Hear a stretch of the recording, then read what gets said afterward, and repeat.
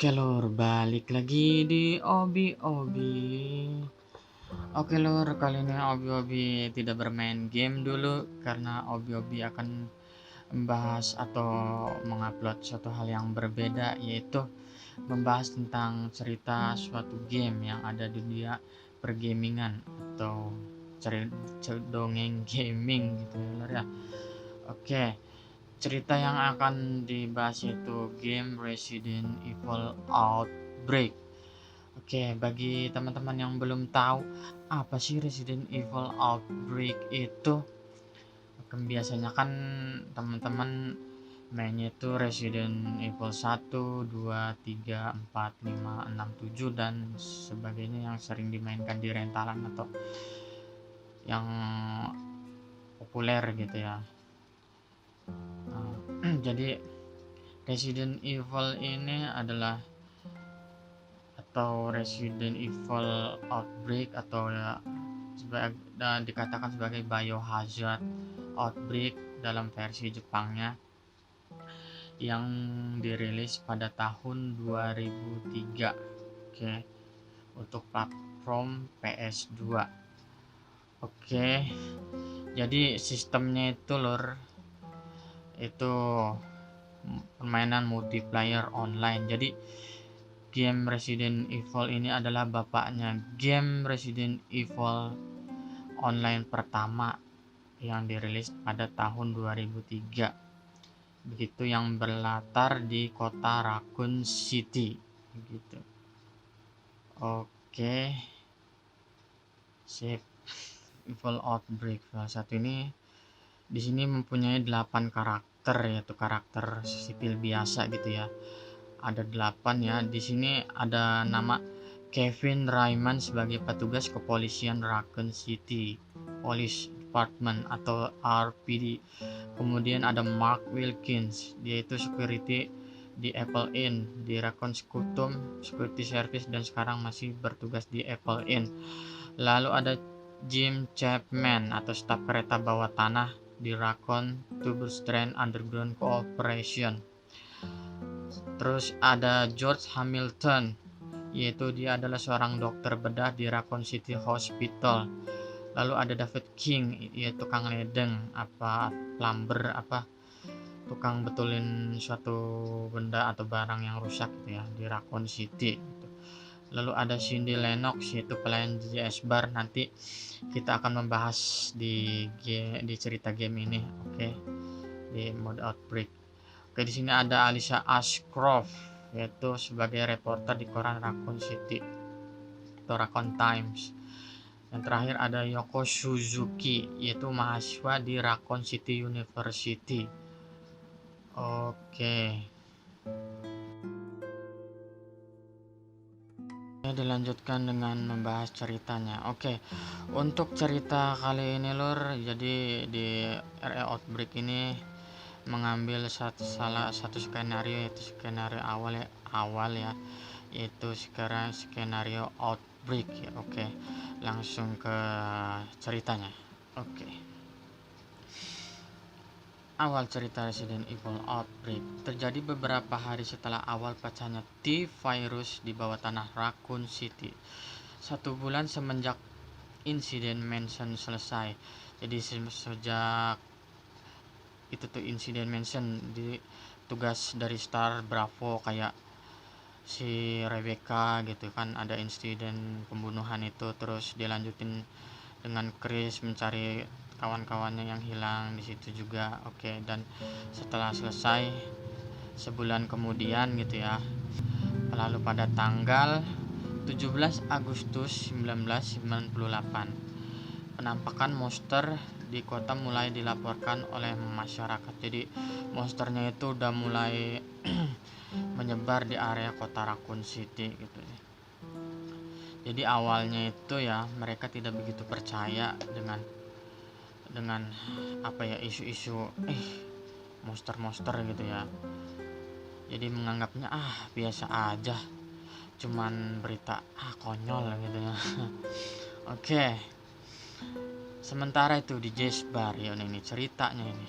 di Jazz Bar, awal kisah dari segalanya. Oke, dengan 7 customer dan 1 pelayan. Jadi 7 tamu itu para karakter gitu, karakter jagoan yang ada di RE Outbreak, dan 1 pelayan di JS Bar yaitu Cindy Lennox. Ya, itu mereka itu merupakan karakter protagonis yang ada di Resident Evil Outbreak ini. Mereka itu berkumpul di JS Bar ini untuk menghilangkan penat atau kesibukan kerja yang menghantui mereka setelah pulang dari pekerjaannya gitu loh.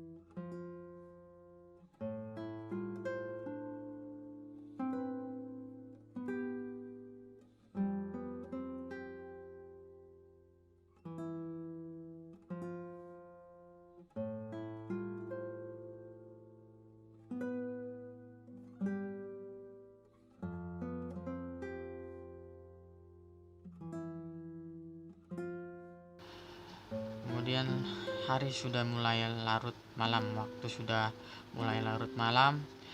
Di situ hanya ada Mark serta temannya, teman kerja Bob, dan petugas dari bar Cindy Lennox dan Will. Ya ada karakter lain sih. Apa ya, kita misalkan lah Kevin gitulah gitu ya. Oke. Di situ Mark sedang berbincang dengan Bob. Si Mark mengatakan, "Hey Bob, kamu gak makan apa-apa?" "Hey Bob," sekali lagi, "apa yang kamu pikirkan?" Bob menjawab, "Hah?" Gitu. Lalu terdengar suara pintu terbuka di pintu utama JS Bar. Di situ ada seorang pria misterius berambut gondrong memasuki JS Bar dengan berjalan perlahan-lahan, seperti orang yang terlihat murung gitu. Lalu terdiam sambil berdiri sembari merunduk seperti itu di dekat pintu JS Bar. Di samping itu, Will sedang membereskan makanan atau minuman dan melihat pria misterius tersebut dan berkata, "Hah? Pelanggan yang aneh. Kok berdiri di situ gitu ya, nggak duduk, kenapa berdiri terus gitu?" Si Mark menjawab gitu, "Siapa orang itu?" katanya. "Siapa orang itu?" Lalu tiba-tiba Bob terjatuh dari tempat duduknya. Si Mark pun kaget melihat Bob jatuh secara tiba-tiba. Yang si Will selaku bartender JS Bar menghampiri pria misterius yang ada di dekat pintu tersebut dan mendekatinya lalu bertatapan dengannya. Pada saat menatap, pria aneh itu menunjukkan raut wajah yang pucat dengan bibir yang berdarah, sembari menggerakkan kepalanya seperti itu, kepala yang kaku gitu ya. Lalu secara mengejutkan, pria aneh tersebut menggigit leher si Will hingga berdarah. Will berusaha mendorong pria tersebut hingga keluar, lalu dengan cepat Will menutup pintu tersebut. Oke. Orang yang ada di dalam pun kaget melihat orang yang di luar menggesek-gesek kaca jendela dengan pipinya yang berdarah di JS Bar. Will yang jatuh ke lantai dan merasa kesakitan. Pintu JS Bar berusaha didobrak oleh sekelompok zombie tersebut. Tanpa berlama-lama, usaha sekelompok zombie membuahkan hasil. Pintu tersebut berhasil didobrak olehnya. Will yang duduk tergeletak di lantai itu tidak bisa berbuat apa-apa, sembari menatap mereka. Lalu mereka menghabisi Will sebagai korban pertama mereka yang di dalam GS Bar itu. Lalu, para survivor dan salah satunya Mark membawa Bob memasuki pintu tangga ke lantai atas untuk mencari jalan keluar. Sesampai di lantai 2, mereka memasuki ruangan pemilik JS Bar. Di ruangan tersebut terdapat semacam alat bor dan beberapa palet kayu gitu ya. Lalu palang tanpa pintu itu dipasang dengan alat tersebut dan sebagai sarana untuk mempertahankan dari serangan zombie atau meminimalisir serangan dari zombie untuk sementara waktu. Di sela-sela waktu mereka berunding di situ. Bob mulai terlihat aneh, tidak seperti biasanya. Perjalanan pun dilanjutkan kembali hingga ke lantai paling atas di ruangan terbuka. Di tengah pelarian, si Bob merasa sudah tidak kuat lagi dikarenakan ia sudah terkena T-virus sebelumnya. Ia mengatakan, "Aku tidak kuat bergerak lagi. Aku tidak mengenal diriku. Aku bukan siapa-siapa. Aku beban," sembari memegang pistolnya, siap untuk bunuh diri. Mark pun menghentikan usahanya. "Bob, hentikan." Bob pun menasihati Mark. "Mark, kau tidak mengerti. Aku tidak berbeda dari mereka. Mereka itu zombie maksudnya. Aku merasa lapar, jadi tolong. Sifat ini akan meninggalkan nuraniku." Dan dor! Bob menembak kepalanya. Mark pun shock dan tak terima kehilangan Bob partnernya. Sembari berteriak, Bob!" gitu. Salah. Oke. Pelarian pun dilanjutkan. Di saat perjalanan di atas lantai bangunan, ada seorang polisi di depan JS Bar memberi pengumuman peringatan kepada warga untuk meninggalkan area yang berada di JS Bar dan sekitarnya menuju jalur evakuasi atau pemeriksaan, karena jika tidak tepat waktu, petugas keamanan atau kepolisian tidak bisa menjamin keselamatan para penduduk yang terlambat. Para survivor pun yang di lantai atas bergegas menuju ke area yang sudah diberitahukan oleh polisi. Lalu mereka melewati area bangunan dengan melompati dari bangunan JS Bar ke bangunan sebelah dan turun melalui jalur lift. Oke, singkat, akhirnya mereka sampai di bawah area terbuka. Sesampainya di sana, banyak warga Raccoon berbondong-bondong melarikan dari serangan para zombie dan terlihat beberapa petugas kepolisian tergigit oleh para zombie. Lalu di situ para survivor bertemu dengan salah seorang polisi yang memegang sebuah senjata shotgun yang bertipe SPAS 12 bernama Raymond Douglas yang berusaha menyelamatkan warga sivil atau citizen. Dan itu kemudian Raymond meminta bantuan kepada survivor yang sudah sampai yang selamat dari gedung JS Bar tadi untuk memblokade jalan dengan cara mendorong mobil untuk meminimalisir serangan para zombie. Jadi tolong, si Raymond minta bantuan nih, tolong sih dorongin mobil polisi untuk memblokade jalan, meminimalisir lah keselamatan para warga sipil gitu. Oke. Setelah selesai memblokade, Raymond membimbing para survivor ke daerah dekat selokan besar. Sesampainya di sana, Raymond kewalahan menghadapi para zombie. Lalu sekilas Raymond melihat sebuah mobil tangki minyak yang berada di belakangnya. Tapi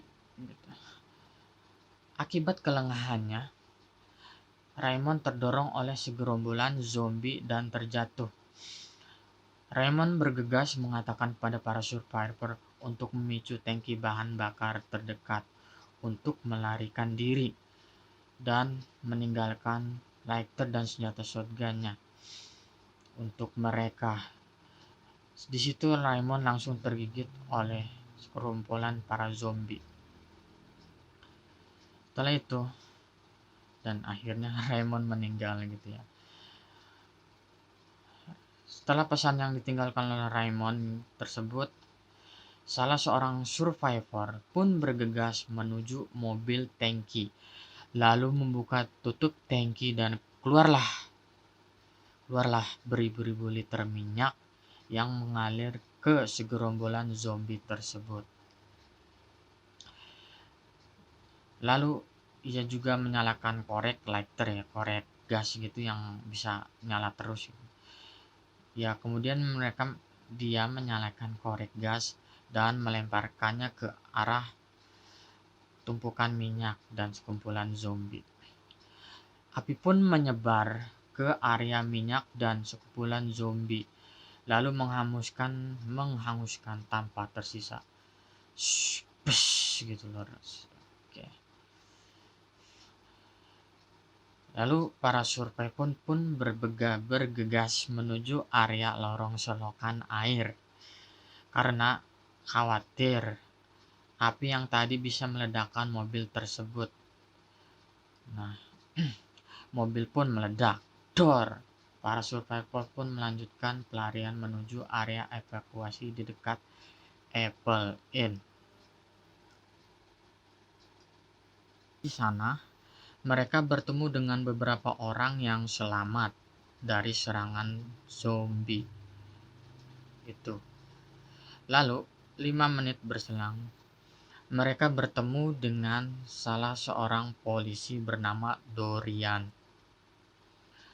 Tugas Dorian ialah membantu operasi evakuasi para survivor ke daerah yang lebih aman dan jauh dari kerusuhan. Perjalanan dengan mobil pun dimulai. Dalam perjalanan, mobil pun terhenti karena suatu hambatan yang tidak bisa dilewati oleh mobilnya. Dorian pun memohon maaf dan minta para survivor untuk mencari bantuan lain melalui jalur tangga footbridge menuju jalan terbuka atau jalan besar. Sesampainya di sana, para survivor terkejut itu ketika melihat sebuah kejadian yang mengerikan dilihat secara langsung oleh kasat mata, yaitu melihat beratus-ratus atau beribu-ribu zombie yang memenuhi jalan kota tersebut. Di sana ada beberapa petugas kepolisian yang sedang menembak para zombie untuk melindungi salah satu petugas yang sedang berusaha memasang bom dinamit maksudnya gitu. Bom pun terpasang, namun naas, nyawanya tidak terselamatkan karena zombie. Di saat yang sama, blokade itu rubuh oleh zombie. Ketiga polisi itu pun diserbu oleh segerombolan para zombie dan dimakan oleh mereka. Dan hanya tinggal satu polisi yang selamat, yaitu Harry. Lalu, para survivor yang berada di footbridge bergegas menuju jalan kota. Saat sampai di sana, para survivor memberanikan diri melawan para zombie guna mengaktifkan dinamit tersebut. Dan akhirnya usaha mereka berhasil. Bom pun diaktifkan dan boom. Ledakan demi ledakan menghancurkan sebagian jalan kota dan segerombolan zombie yang berkumpul di area pengeboman. Skin pun berlanjut, di mana para petugas Task Force RPD tiba di tempat evakuasi dan berhasil menyelamatkan para survivor yang selamat. Oke, jadi sudah diledakkan gitu ya. Jadi para penduduknya ada yang selamat lumayan banyak gitu lor. Oke. Mendekati skin ending. Terdapat sebuah berita mengatakan, kemarin, tepat sebelum fajar, Pentagon mengumumkan bahwa limbah radioaktif telah bocor. Disampaikan melalui berita Raccoon Time. Oke.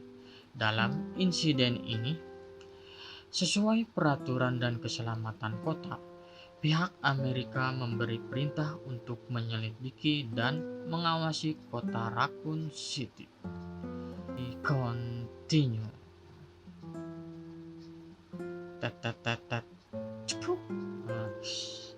Cukup sekian cerita yang aku sharing ke kalian tentang Resident Evil Outbreak di file 1 ini, di skenario Outbreak.